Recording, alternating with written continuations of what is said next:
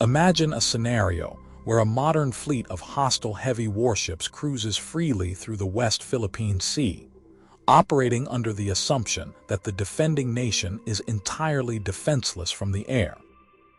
Suddenly, at a distance of 400 kilometers away, a catastrophic threat appears on their defensive monitors as their advanced vessels are completely exposed to an undetected long-range radar lock.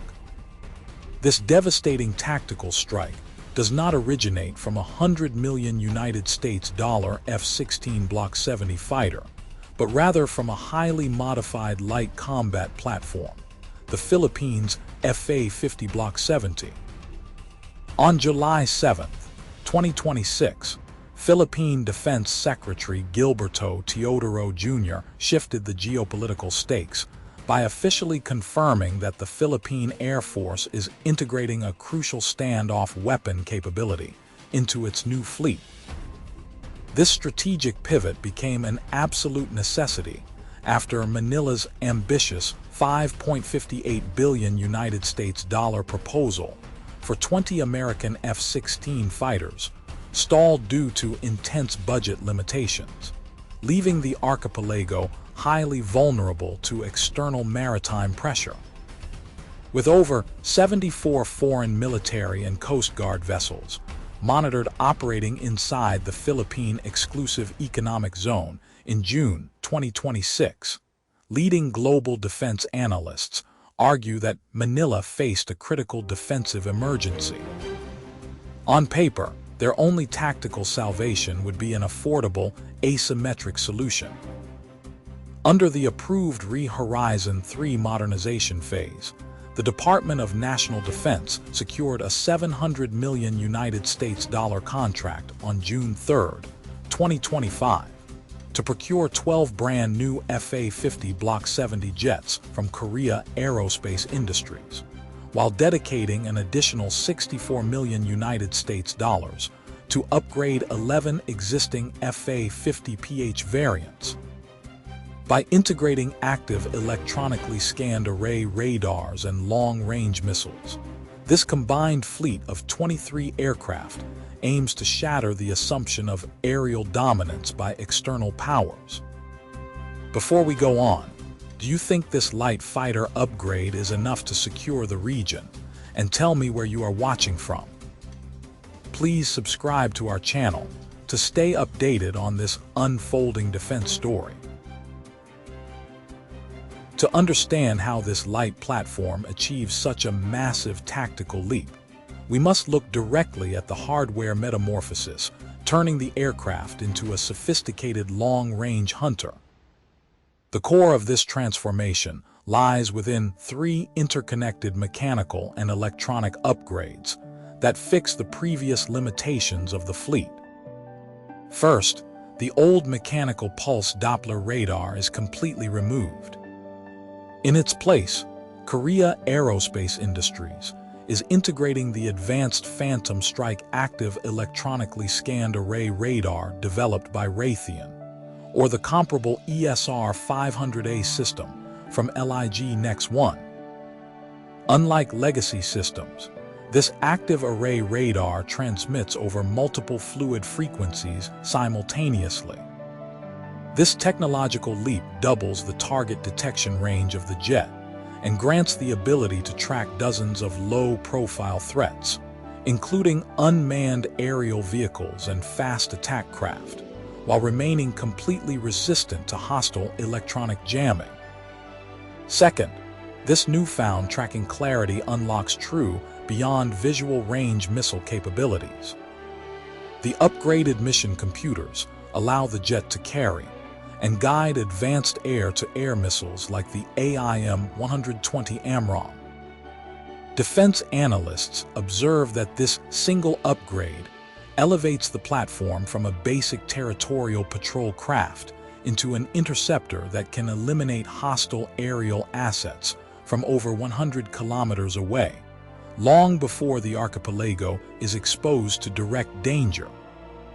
Finally, the upgrade addresses the critical short-range design of the original platform, which possessed a restrictive combat radius of only 443 kilometers. By integrating a permanent aerial refueling probe onto the airframe, the aircraft can now link up with Allied tanker assets to sustain continuous maritime patrols over the entire 200 nautical mile exclusive economic zone.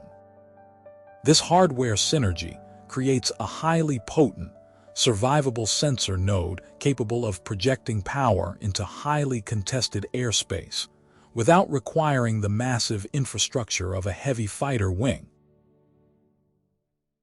The integration of these advanced sensors directly complements the deployment of true standoff anti-ship strike assets, shifting the platform from a purely defensive sensor into a lethal maritime counterweight. Central to this offensive capability is the planned integration of long-range air-launched cruise missiles designed specifically for light airframes, such as the Taurus-Kept 350K2. This specialized variant borrows heavily from the combat-proven technology of the larger Taurus family, but features a reduced weight profile optimized for tactical fighters. On paper, this missile allows the aircraft to engage high-value surface vessels or heavily fortified coastal positions from a safe distance of over 400 kilometers. Traveling at high subsonic speeds at extremely low sea skimming altitudes, the missile utilizes radar cross-section reduction and advanced terrain following navigation to penetrate sophisticated multi-layered air defense umbrellas, meaning hostile capital ships inside the West Philippine Sea are no longer operating in a safe sanctuary. The funding mechanisms to transform this conceptual doctrine into a hard reality are already in motion. On June 6, 2026, the Philippine Department of Budget and Management officially released 11.88 billion pesos to satisfy the second major milestone payment for this procurement program.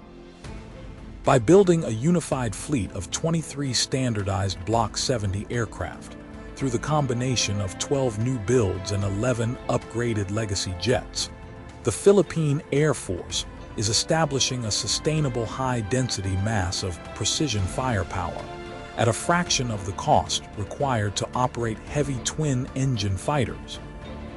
This fiscal reality significantly influences the wider Indo-Pacific balance of power, as other regional nations facing similar maritime vulnerabilities look to this asymmetric defense architecture as a model to challenge unilateral naval expansion. Despite the significant technological leap this platform offers, strategic analysts point to hidden operational blind spots that could complicate the real-world deployment of the fleet. The most critical bottleneck involves the United States Foreign Military Sales Program. Because the FA-50 architecture relies heavily on proprietary technology owned by Lockheed Martin, the sale and integration of advanced beyond visual range munitions like the AIM-120 AMRAAM require direct export approval from Washington. If bureaucratic or geopolitical delays freeze the transfer of these missiles, the new long-range radar capabilities will remain tactically incomplete on the front line. Additionally, the Philippine Air Force faces a massive human resource challenge as it transitions pilots from analog platforms to a sophisticated digital glass cockpit environment dominated by active electronically scanned array radars, requiring an intensive and costly retraining cycle. Looking at the immediate timeline over the next 3 to 12 months, the operational reality inside the West Philippine Sea will remain intensely contested. The current fleet of FA-50 aircraft must rapidly expand their participation in bilateral exercises alongside the United States and Australia to master modern, beyond visual range tactics before the first new Block 70 units arrive in 2028. Ultimately, This modernization program delivers a profound lesson in contemporary asymmetric defense. When a mid-tier nation cannot afford massive fleets of heavy twin-engine fighters, the smartest path is to transform an affordable light airframe into an intelligent standoff launch platform. This strategy demonstrates that credible deterrence does not require a massive defense budget, but rather a calculated optimization of modern technology. Do you believe that relying on upgraded light fighters is a sustainable long-term solution for archipelagic defense? Or will the lack of heavy twin-engine fighters eventually leave the airspace exposed? Let us know your thoughts in the comments section below.